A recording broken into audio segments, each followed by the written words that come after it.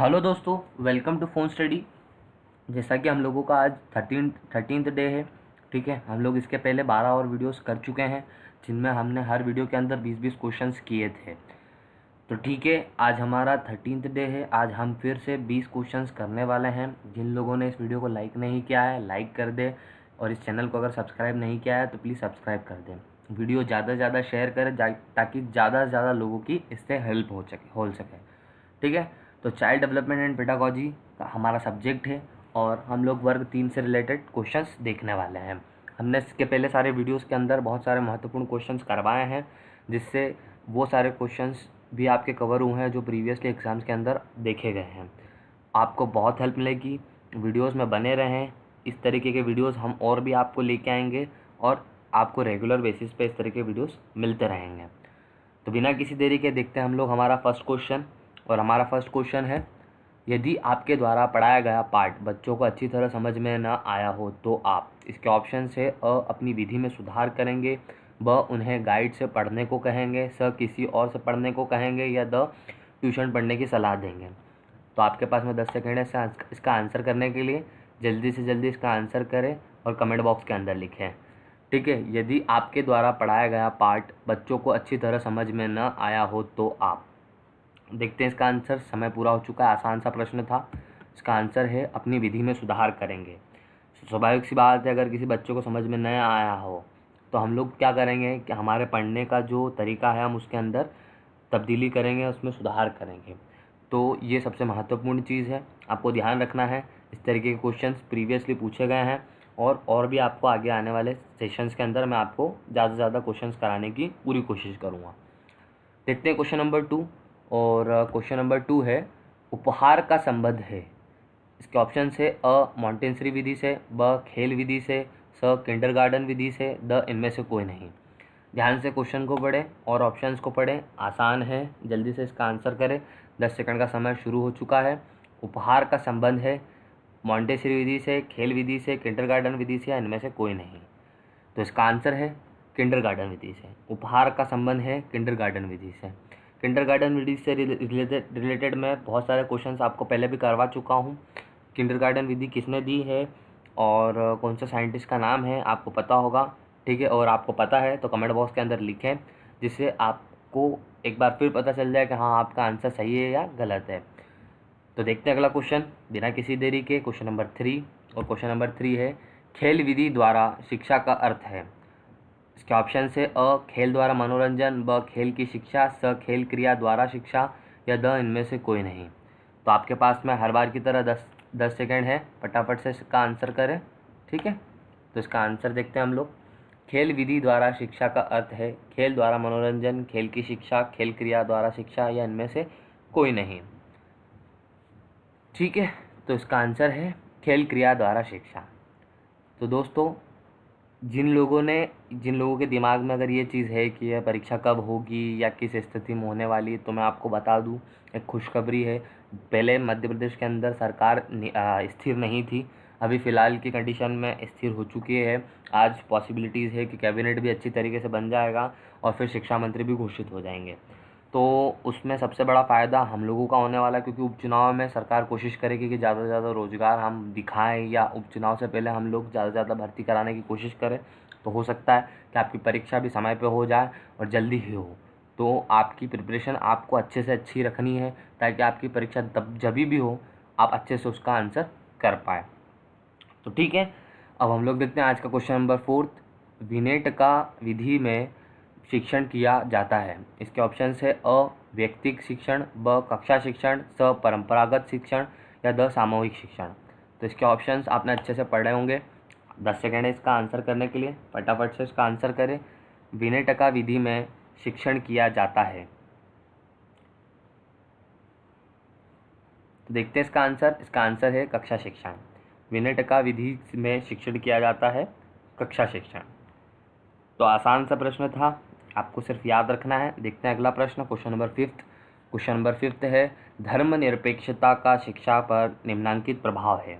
इसके ऑप्शन है अ विद्यालयों में धर्म विशेष की शिक्षा प्राप्त समाप्त, ब प्रवेश का आधार धर्म नहीं, स सभी धर्मों के उत्सवों का मनाया जाना, या द उपरोक्त सभी।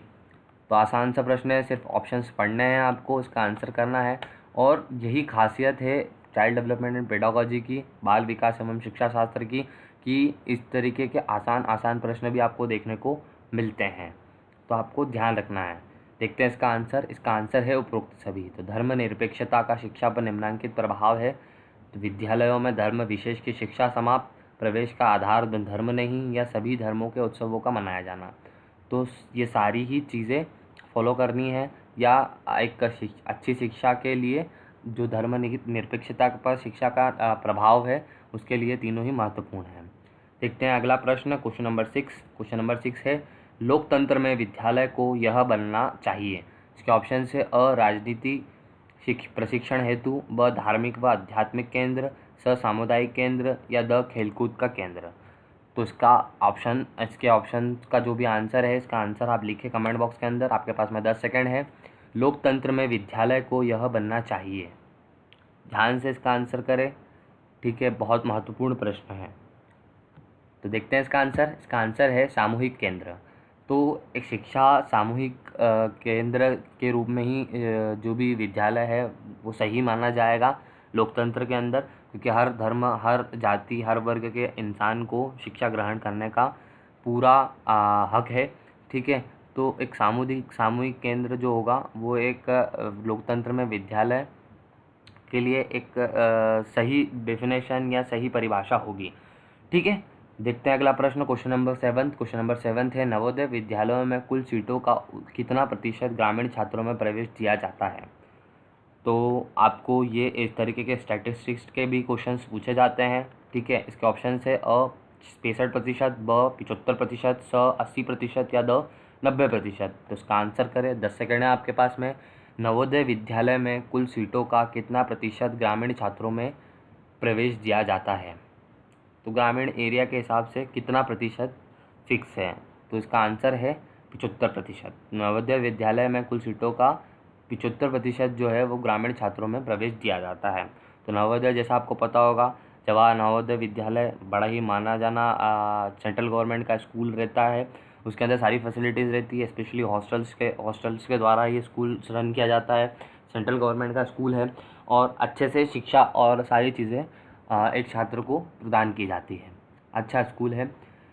देखते हैं अगला प्रश्न, क्वेश्चन नंबर 8। क्वेश्चन नंबर 8 है, शिक्षा की पाठ्यचर्या बदलती रहनी चाहिए क्योंकि। इसके ऑप्शन से अ समाज शिक्षा को इसके लिए विवश करता है, ब समाज की आवश्यकताएं बदलती रहती है, स इससे ही समाज में परिवर्तन आता है, या द पाठ्यचर्या सामाजिक निर्देश का पालन करती है। तो एक बार सिर्फ पढ़ना है आपको, इसका आंसर आपको आ जाएगा। जल्दी से फटाफट से इसका आंसर करें कमेंट बॉक्स के अंदर। 10 सेकंड का समय है जो कि शुरू हो चुका है।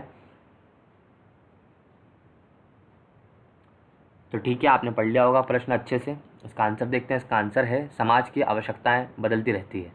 शिक्षा की पाठ्यचर्या बदलती रहनी चाहिए क्योंकि समाज की आवश्यकताएं बदलती रहती है। इसके लिए शिक्षा के पाठ्यचर्या को भी बदलना पड़ेगा, मतलब पढ़ाने का तरीका, या फिर बोल सकते हैं हम लोग मटेरियल, या फिर जो चीज़ एक शिक्षक किसके द्वारा शिक्षा दी जाती है, तो उसके हिसाब से हम लोगों को हमारी समाज की आवश्यकताएं बदलती रहती है, इसीलिए हमारी पाठ्यचर्या भी बदलती रहनी चाहिए। देखते हैं अगला प्रश्न बिना किसी देरी के, क्वेश्चन नंबर 9। कक्षा शिक्षण की सफलता का रहस्य है। इसके ऑप्शन है अ कक्षा में पूर्ण अनुशासन, ब शिक्षक को छात्र की के बीच संतुलित एवं सुसंगत संवाद, स दृश्य सामग्री की उपस्थिति, द इनमें से कोई नहीं। जल्दी से इसका आंसर करें फटाफट से। इसका आंसर आपके पास में होगा मेरे ख्याल से। कक्षा शिक्षण की सफलता का रहस्य है कक्षा में पूर्ण अनुशासन, शिक्षक को छात्रों के बीच संतुलित एवं सुसंगत संवाद, दृश्य सामग्री की उपस्थिति, इनमें से कोई नहीं। तो देखते हैं इसका आंसर। इसका आंसर है शिक्षक और छात्रों के बीच संतुलित एवं सुसंगत संवाद कक्षा शिक्षण की सफलता का रहस्य है। तो एक शिक्षक और छात्र के बीच में सही तरीके से संतुलन, जो कि शिक्षा को लेकर हो या किसी भी चीज़ को लेकर हो, तो उससे दोनों को ही बहुत हेल्प मिलेगी, दोनों को बहुत मदद मिलेगी शिक्षा ग्रहण करने में भी, और एक शिक्षक को छात्र को शिक्षा देने में भी। तो सही तरीके का संतुलित और सुसंगत संवाद होना बहुत ज़रूरी है। देखते हैं अगला प्रश्न, क्वेश्चन नंबर 10। क्वेश्चन नंबर 10 है, महात्मा गांधी के अनुसार प्राथमिक स्तर पर शिक्षा का माध्यम क्या होना चाहिए। ये प्रश्न मैं फिर करवा चुका हूँ, रिपीट हुआ है यह प्रश्न। इसका कारण भी है क्योंकि महत्वपूर्ण प्रश्न है, ठीक है, प्रीवियस ईयरली पेपर के अंदर भी बार बार पूछा गया है। इसके ऑप्शंस में पढ़ देता हूँ एक बार। इसके ऑप्शन है अ हिंदी, ब अंग्रेजी, स बालक की मातृभाषा या द प्रादेशिक भाषा। जल्दी से इसका आंसर करें, अब देर नहीं लगना चाहिए, 10 सेकंड का समय आपके पास में। महात्मा गांधी के अनुसार प्राथमिक स्तर पर शिक्षा का माध्यम क्या होना चाहिए? देखते हैं इसका आंसर। इसका आंसर है बालक की मातृभाषा। मैं पहले भी इस तरीके के क्वेश्चंस करवा चुका हूँ, या यही क्वेश्चंस मैं करवा चुका हूँ, ठीक है। तो बालक की मातृभाषा जो है वो महात्मा गांधी के अनुसार प्राथमिक स्तर पर शिक्षा का माध्यम होना चाहिए। इस प्रश्न को किसी और तरीके से भी हम लोग देख सकते हैं, जैसे कि आपसे पूछ सकते हैं कि बालक की मातृभाषा प्राथमिक स्तर पर शिक्षा का माध्यम होना चाहिए, यह किसने कहा? तो किसने कहा? महात्मा गांधी ने कहा।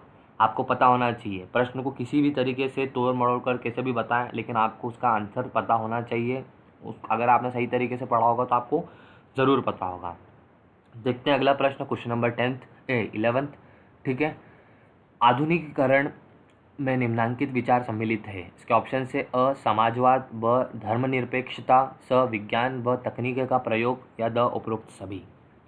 ध्यान से इसका आंसर करें, आपके पास में 10 सेकंड है। आधुनिकीकरण में निम्नांकित विचार सम्मिलित है। इसके ऑप्शन से अ समाजवाद, ब धर्मनिरपेक्षता, स विज्ञान व तकनीक का प्रयोग, द उपरोक्त सभी। तो 10 सेकंड का समय आपका समाप्त हो चुका है। देखते हैं इसका आंसर। इसका आंसर है उपरोक्त सभी। आधुनिकीकरण में निम्नांकित विचार सम्मिलित है, तो समाजवाद, धर्मनिरपेक्षता, विज्ञान व तकनीक का प्रयोग, तीनों ही चीज़ें आधुनिकीकरण के लिए बहुत महत्वपूर्ण हैं, तो उपरोक्त सभी इसका आंसर होगा, ठीक है। अगला प्रश्न देखते हैं हम लोग, क्वेश्चन नंबर 12। शैक्षिक अवसरों की समानता हेतु कोठारी शिक्षा आयोग में निम्नांकित विद्यालयों की योजना पर बल दिया। इसके ऑप्शन से अ केंद्रीय, ब राजीव गांधी, स पड़ोसी या द नवोदय। ध्यान से इसका आंसर करें, आपके पास में 10 सेकेंड है। शैक्षिक अवसरों की समानता हेतु कोठारी शिक्षा आयोग में निम्नांकित विद्यालयों की योजना पर बल दिया है। तो देखते हैं इसका आंसर। इसका आंसर है पड़ोसी। अच्छा, मैं आपसे इस प्रश्न से रिलेटेड एक और प्रश्न आपको पूछता हूँ जो कि इससे जुड़ा हुआ है कि कोठारी शिक्षा आयोग का गठन कब हुआ, कौन से सन में हुआ? जिसको पता है प्लीज़ कमेंट बॉक्स के अंदर लिखें, इससे आपका एक और महत्वपूर्ण प्रश्न तैयार हो जाएगा, ठीक है। मैं आपको आंसर करूँगा, जो भी इसका आंसर होगा मैं आपको कमेंट बॉक्स के अंदर लिख दूँगा, तो ज़रूर लिखें कोठारी शिक्षा आयोग का गठन कौन से सन में हुआ। अक्सर पूछा जाता है ये प्रश्न। बाकी फिर इस प्रश्न पे आते हैं हम लोग। शैक्षिक अवसरों की समानता हेतु कोठारी शिक्षा आयोग में निम्नांकित विद्यालयों की योजना पर बल दिया है, तो पड़ोसी विद्यालयों पर बहुत ज़्यादा बल दिया है, ठीक है। अगला प्रश्न देखते हैं, क्वेश्चन नंबर 13। पढ़ाई में छात्र का ध्यान आकृष्ट करने हेतु आप क्या करेंगे? इसके ऑप्शन है अ दृश्य श्रव्य सामग्री का उपयोग करेंगे, ब पाठ के विकास में छात्रों को सहभागी बनाएंगे, सहभागी, यहाँ पे सभा नहीं है, यहाँ पे सहभागी बनाएंगे, ठीक है। स है पाठ को रोचक बनाएंगे, द उपरोक्त सभी। तो इसका आंसर करें, आपके पास में 10 सेकेंड है, जो कि बहुत है। पढ़ाई में छात्र का ध्यान आकृष्ट करने हेतु आप क्या करेंगे? मेरी आपसे एक गुजारिश है कि आप ज़्यादा से ज़्यादा इस तरीके के प्रश्न करते रहें और आप इसके आंसर कमेंट बॉक्स के अंदर लिखने की कोशिश करें, जिससे आपकी एक बहुत अच्छी आदत बनेगी। और अब जल्दी से जल्दी किसी प्रश्न का उत्तर करने के लिए किस तरीके से अगर आप लिखते हैं तो आपका कुछ 2 या 5 सेकंड लगते हैं, बट उससे आपका समय बचने का ही मतलब है। मतलब वो 10 सेकंड आपका या 5 सेकंड जो भी होगा जो आप लगा रहे हैं, वो आपका आगे आने वाले समय में बच जाएगा। क्योंकि आप देखेंगे परीक्षा के अंदर आपको डायरेक्ट पीसी के ऊपर ही आपको क्लिक कर कर उसका आंसर करना है, जिससे होगा ये कि आपका वो समय बचेगा और आप दूसरे जो विषय है उसके लिए आप उसको इस्तेमाल कर सकेंगे, ठीक है। तो देखते हैं इसका आंसर। इसका आंसर है पाठ के विकास में छात्रों को सहभागी बनाएंगे, ठीक है। तो पढ़ाई में छात्र का ध्यान आकृष्ट करने हेतु क्या करना है, ठीक है, तो पाठ के विकास में छात्रों को सहभागी बनाएंगे, इसका आंसर होगा। देखते हैं क्वेश्चन नंबर 14। क्वेश्चन नंबर 14 है इस समय शिक्षा का विषय। ये क्वेश्चन है कॉन्स्टिट्यूशन से रिलेटेड, जो हमारा भारत का संविधान है उससे रिलेटेड है।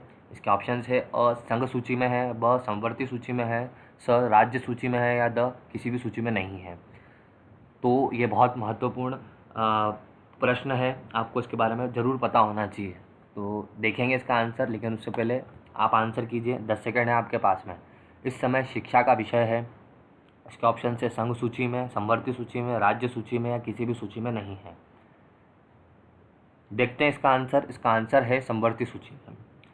तो समवर्ती सूची जो है वो हम उसे इंग्लिश में कहते हैं कॉन्करेंट लिस्ट, ठीक है, या हिंदी में समवर्ती सूची, जिसमें कुछ हिस्से संघ के और कुछ राज्य के क्षेत्र जो आते हैं, मतलब कि जैसे शिक्षा हो गई, फाइनेंस हो गया, इस तरीके के क्षेत्र बने हुए रहते हैं। तो कॉन्स्टिट्यूशन के अंदर, हमारे कॉन्स्टिट्यूशन के अंदर ये मेंशन्ड है। इस समय शिक्षा का विषय समवर्ती सूची में है। आपको ध्यान रखना है, बहुत ही महत्वपूर्ण प्रश्न है, आपके आधुनिक मतलब आपके आज के जीवन के लिए भी आपको पता होना चाहिए, जनरल नॉलेज के लिए भी पता होना चाहिए और इस प्रश्न पत्र के लिए भी आपको पता होना चाहिए। मैं आपको एक प्रश्न देता हूँ, इसका आंसर आपको कमेंट बॉक्स के अंदर लिखना है कि शिक्षा का अधिकार ये हमारा किस तरीके का अधिकार है। शिक्षा का अधिकार ये हमारा किस तरीके का अधिकार है। तो जिन लोगों को इसके बारे में पता है वे ज़रूर लिखें कमेंट बॉक्स के अंदर, ठीक है। देखते हैं अगला प्रश्न, क्वेश्चन नंबर 15। महात्मा गांधी ने बेसिक शिक्षा की धारणा का प्रयोग सबसे पहले कहाँ किया था। इसके ऑप्शन है अ शांति निकेतन में, ब सेवाग्राम में, स टॉलस्टॉय फार्म में, द नोआखाली में। तो इसका आंसर आपको कमेंट बॉक्स के अंदर लिखना है, पूरा नहीं लिखना है, सिर्फ ऑप्शंस की बात करता हूँ मैं हमेशा। अगर आपको बार बार बोलता हूँ कि मैं आपको कमेंट बॉक्स के अंदर लिखना है, तो सिर्फ आपको ऑप्शन लिखना अ ब स या द। फटाफट से इसका आंसर करें। 10 सेकंड का समय मैंने जो आपको दिया था वो संपूर्ण हो चुका है। इसका आंसर देखते हैं, टॉलस्टॉय फॉर्म में। तो टॉलस्टॉय फॉर्म में महात्मा गांधी ने बेसिक शिक्षा की धारणा का प्रयोग सबसे पहले किया था। ध्यान रखना है आपको, महात्मा गांधी से रिलेटेड भी अक्सर चीज़ें पूछी जाती है जो आप प्रीवियसली पेपर्स हैं। आप बार बार, अगर आपको मैं इसलिए बोलता हूँ कि मैंने सारे जो महत्वपूर्ण क्वेश्चंस ही कराने का प्लान किया हुआ है, तो आपको मैं वो सारे ही क्वेश्चंस करवा रहा हूँ, या तो वो एग्ज़ाम्स में पूछे गए हैं या उनकी पॉसिबिलिटी है या वो पूछे जा सकते हैं। देखते हैं अगला प्रश्न, क्वेश्चन नंबर 16। क्वेश्चन नंबर 16 है, प्रकृतिवादी शिक्षा ही निम्नांकित प्रमुख विशेषता है। प्रकृतिवादी शिक्षा की निम्नांकित प्रमुख विशेषताएं हैं। इसके ऑप्शन है अ इसमें क्रिया और कौशलों को महत्वपूर्ण स्थान दिया गया है, ब इसमें जीवन की आवश्यकताओं से संबंधित विषयों का प्रावधान है, स यह बल केंद्रित है, द उपरोक्त सभी। देखते हैं इसका आंसर, लेकिन उसके पहले आपको आंसर करना है। प्रकृतिवादी शिक्षा ही निम्नांकित प्रमुख विशेषता है, शिक्षा की निम्नांकित प्रमुख विशेषता है, तो क्या विशेषता है आपको बताना है। देखते हैं इसका आंसर। इसका आंसर है यह बल केंद्रित है, यहाँ बाल नहीं बल आएगा, आपको वो करेक्ट करना है, ठीक है। तो यह बल केंद्रित है। प्रकृतिवादी शिक्षा ही निम्नांकित शिक्षा की प्रमुख विशेषता है, तो यह बल केंद्रित है, यह उसकी प्रमुख विशेषता है। अगला प्रश्न देखते हैं, क्वेश्चन नंबर 17। क्वेश्चन नंबर 17 है, नवोदय विद्यालय।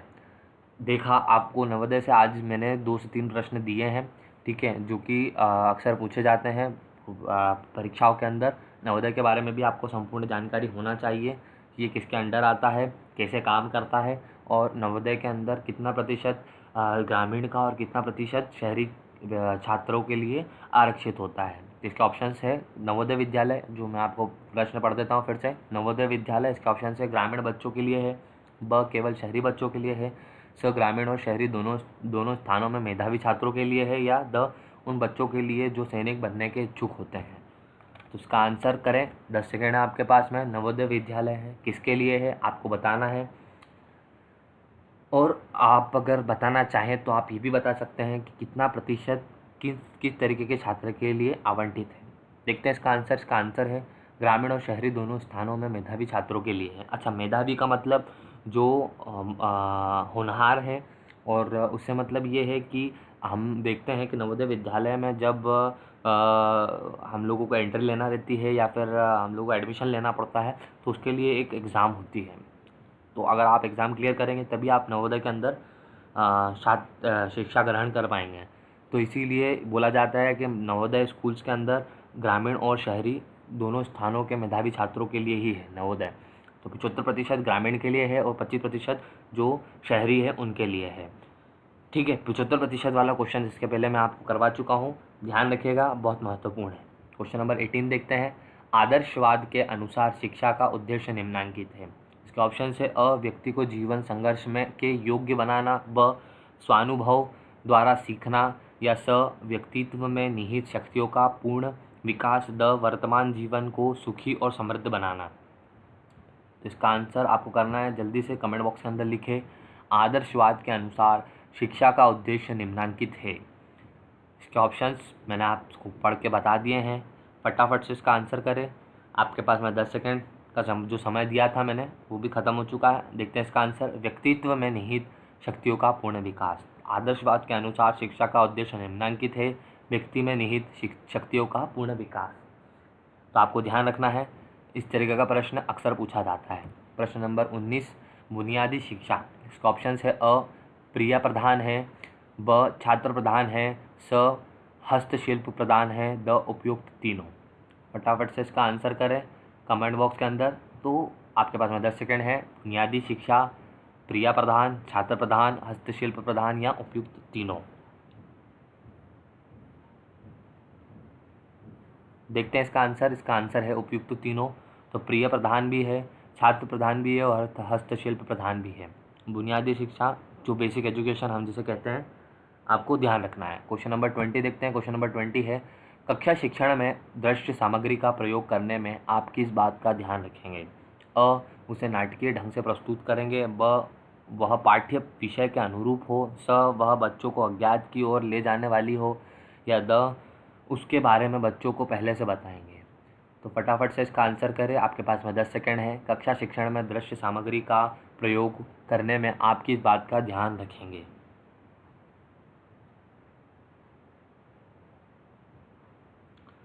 देखते हैं इसका आंसर। इसका आंसर है वह पाठ्य विषय के अनुरूप हो। तो स्वाभाविक सी बात है कि अगर हम हमारे जो भी दृश्य है या दृश्य सामग्री है वो अगर हमारे सब्जेक्ट से रिलेटेड या विषय से रिलेटेड नहीं होगी तो उसका कोई मतलब नहीं है। तो वह पाठ्य विषय के अनुरूप हो, ये बहुत महत्वपूर्ण चीज़ है जो हमको ध्यान रखना है कक्षा शिक्षण में दृश्य सामग्री का प्रयोग करने से पहले। तो ये था आज का सेशन। आपको कैसा लगा प्लीज़ कमेंट बॉक्स के अंदर लिख कर बताएं हमें, ठीक है। अगर आप और भी किसी तरीके के वीडियोज़ आप देखना चाहते हैं तो प्लीज़ हमें लिखें और हमें बताएं कि आप कौन से विषय पर किस तरीके का वीडियो देखना पसंद करेंगे। इस वीडियो के अंदर आप अगर कुछ सुधार चाहते हैं तो प्लीज़ हमें लिख कर बताएँ, ठीक है। वीडियो को ज़्यादा से ज़्यादा लाइक करें, शेयर करें, जिससे और भी छात्रों की मदद हो सके। मैं आपको यही बताना चाहूँगा कि इस तरीके का जो हम लोग सीरीज़ करवा रहे हैं, question series specially child pedagogy के लिए, वो पूरे यूट्यूब के ऊपर कोई नहीं करवा रहा है। तो प्लीज़ ज़्यादा से ज़्यादा इस वीडियो को शेयर करें। हम अच्छे से अच्छा कंटेंट और महत्वपूर्ण प्रश्न आपके लिए बार बार लेके आएंगे और आगे आने वाले सेशंस के अंदर हम और भी तब्दीलियाँ करेंगे जिससे आपका और फ़ायदा हो सके। चैनल को अगर सब्सक्राइब नहीं किया है तो प्लीज़ सब्सक्राइब कर लें, ठीक है। आज का वीडियो देखने के लिए धन्यवाद। जय हिंद, जय भारत।